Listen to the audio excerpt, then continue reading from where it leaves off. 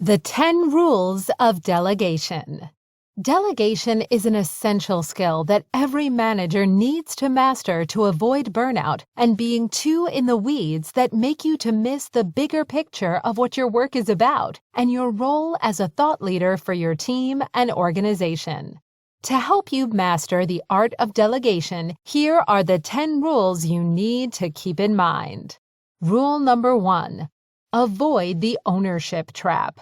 Managers and business owners are often told to take complete ownership for what they do, and as the result, they don't delegate enough. Because they feel responsible or don't think that others can do the work as well as them, they gradually fall into the ownership trap. As a leader, you're responsible and should take full ownership for the success of your team, but that doesn't mean you have to and should do everything yourself. You are given a team for a reason. Your endeavor will for sure fail if you fall into the ownership trap and don't utilize your team effectively.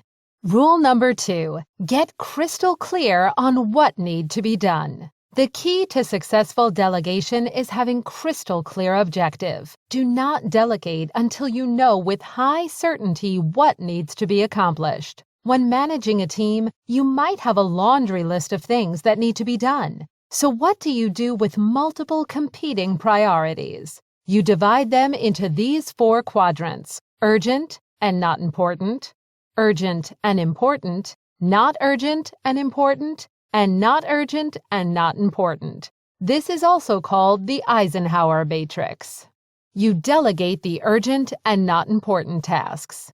For the urgent and important ones, you do it yourself. You postpone the not urgent and important, and you ignore the not urgent and not important.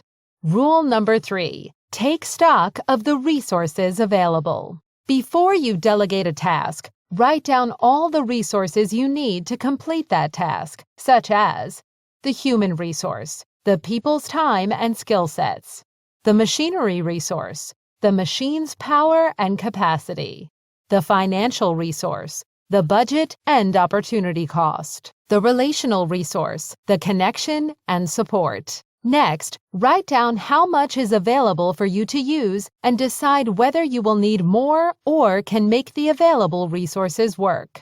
If you can, try to be conservative with your projection, as things often can take more time and resources to complete. Rule number 4. Set SMART goal. Now that you've decided what resources are needed and who you will give the task to according to his or her available time and skill sets, the next thing you need to do is to set SMART goal, that is, specific. What is the specific task that needs to get done?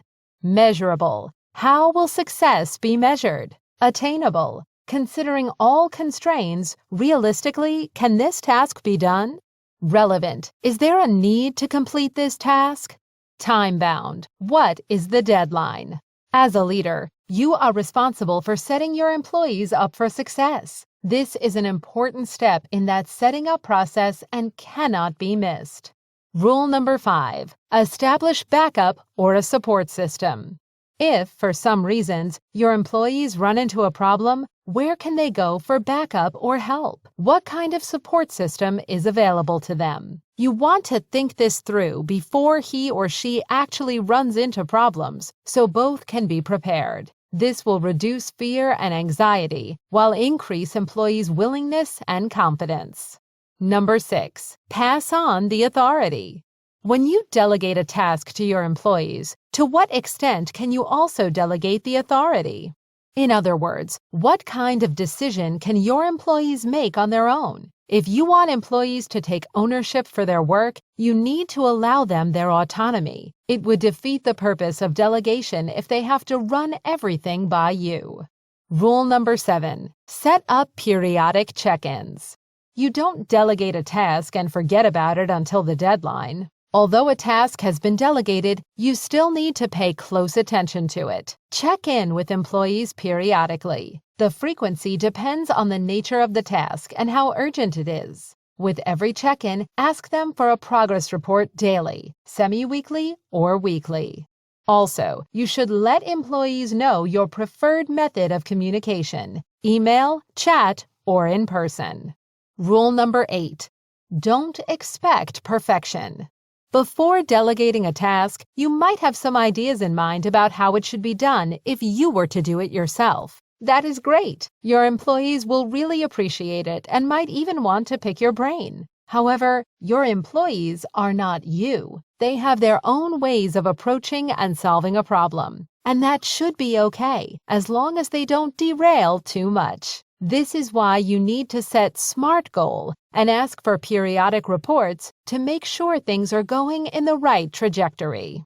When you look at employees' reports, don't expect perfection, but look for progress instead. You want to be motivating and encouraging. However, if you see they start to go off track, put on your coaching hat and help them get right back on. Rule number 9. Give praise and constructive feedback often. Don't wait for a week to pass or until the next report to give praise and constructive feedback. If you spot employees doing something right, praise them then and there. Matter of fact, you should often deliberately try to catch employees when they're doing the right things so you can praise them on the spot. But if you catch them doing something wrong, give short, constructive feedback and move on quickly. Rule number 10. Avoid reverse delegation. The last rule is to avoid reverse delegation. This is when you delegate something to your employees, but it ends up back on your desk for you to do. This might happen when employees don't think or don't see how they can meet your expectation and feel defeated. So to avoid this, make sure you A. Delegate the right task to the right person. B. Involve this person in the goal-setting activity. C. Don't expect perfection or be too particular about how things should be done. Only focus on what matters. D. Praise often to reassure and increase confidence.